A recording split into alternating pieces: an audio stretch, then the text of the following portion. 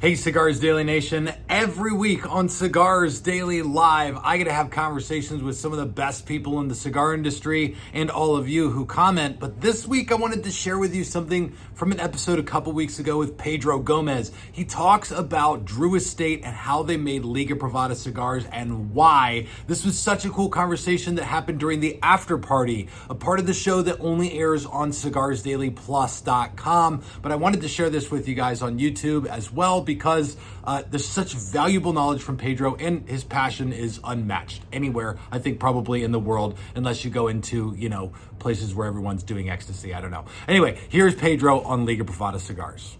He said, how long does it take to make the Liga cigars for different cigar companies to have in stock?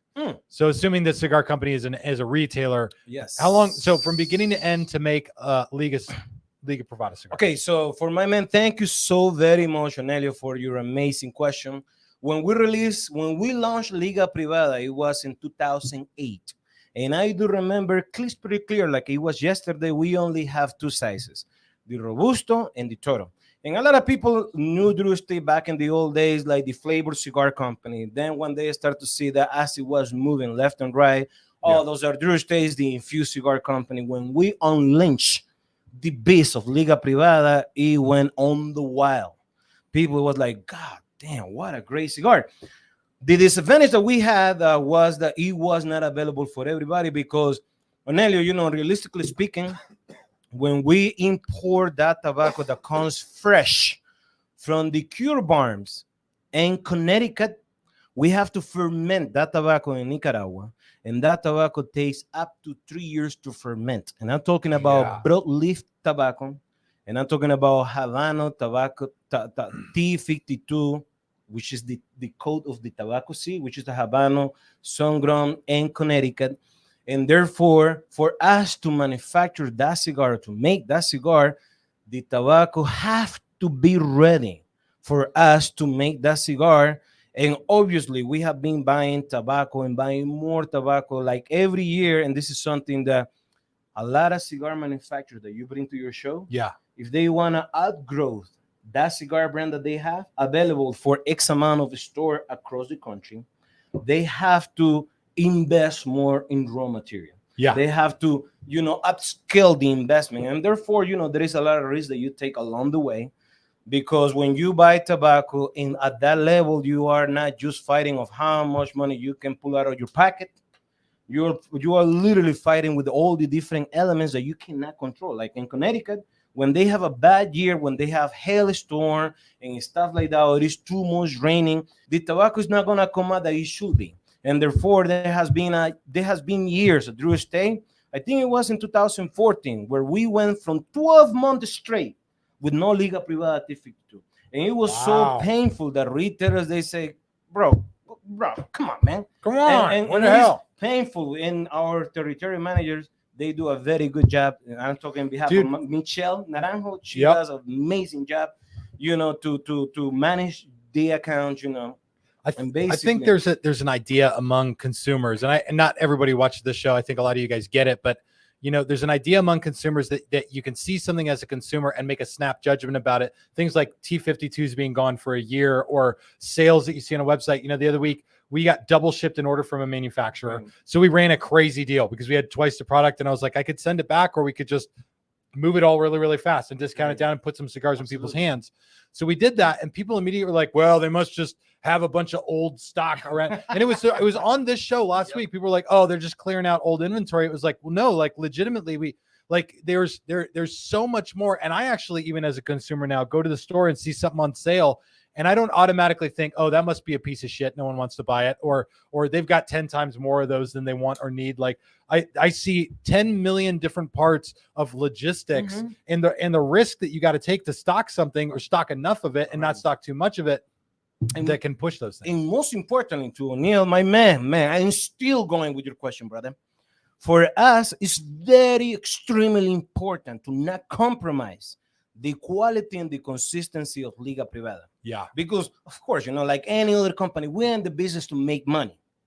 But we can sell you a cigar once, but we cannot sell you a cigar twice. Yeah. Not even the third time. You know, when you consider something that is good, oh man, this is really good, I'm gonna buy it again. You know, and this is how we do it when it comes to Liga. Yes, it's a high demand product, and even though that we can really write in the Liga Privada name for like cash it out, Yeah. but this is not in the business where Drew Estate is. Where Drew Estate is in terms of the vision is about building brands, keeping those brands relevant, and building longevity, which is the toughest thing to achieve. It's not how much money you can make in 2022. I'm sorry, I'm just going out of my horse, but it's not about how much money you can do in terms of sale. If we are reaching the sales goal of this year, it's not that. Sometimes it's not about reaching the sales. It's not about how much master cases we move. It's about keeping our customer base happy and not even lying to them, because when it comes to shortcuts, you cannot do that when it comes to cigars. When he says, by the way, when he says master case, he's talking about a big cardboard box that'll fit usually around 50 boxes of cigars. That's a master case. So right. A pallet will hold, about 15 of those ish. 15 boxes. That's right. And this is not what Drew Estate is all about, because you guys have seen, and the guys and consumers out there, you are the biggest judge when it comes up there. You have cigars that have been getting great reviews from Cigar Media maybe 3 years ago, and out of the blue, they ended up in baskets, in cigar stores, buy 5, get 3 free. Yes. And unfortunately, that happens when you rush production. And when you rush production, not thinking about the quality, things happen. If you even read how Tesla built those beautiful electric cars, yes, even though that they use the most ultimate technology to build those cars, there are cars that they have to recall them back to the factory because they have features that they got problems, and just thinking about what it's like when you are making a handmade product. 2020 still, it is a product that you can enjoy that is handmade. And it is the only one, because if you give me a sample, I'm waiting for a comment right now. Something that you consume that is handmade, I will tell you, bro, you are extremely, extremely right. But from what I know, 2020 cigars, it is a masterpiece that still is made by hand, and you cannot implement machine how do you call it? Machine made. Well, there are certain machine mades that certain companies do, but long filler cigars that could be machine made, there is no way. There's a comment from Noah. He says always quality over quantity in everything. And you mentioned an interesting point that it's about building brands. It's about it's about building longevity of the brand. And you don't worry just about the sales numbers for 2022, but I think it's one of the things that will set a good cigar or a great cigar company apart from even a good or mediocre one, because there are a lot of brands, and them just like I do, where 2022 sales numbers is all they're thinking about, and they start the year off saying, all right, if we're going to beat our numbers from last year, we need to open up a few more accounts. We need to come out with this many limited edition cigars to keep everybody coming back. And then we also need to figure out how to get people to start smoking our core line cigars once the limited edition shit runs out. Like, it's a game. It's like a mind game they play versus building a brand that can stand the test of time, that is popular and good and always comes with quality. That's right. And the other thing that I want to mention too, when it comes to limited edition, yes, it is something that when you are a small cigar company, you cannot run away.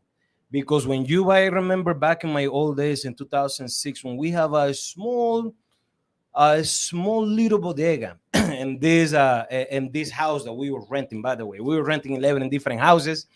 That somehow the kitchen was where the accounting department was, the dining room was when the financial office was, and then even Jonathan Drew's bedroom, it was right in the factory. It was no more room, brother.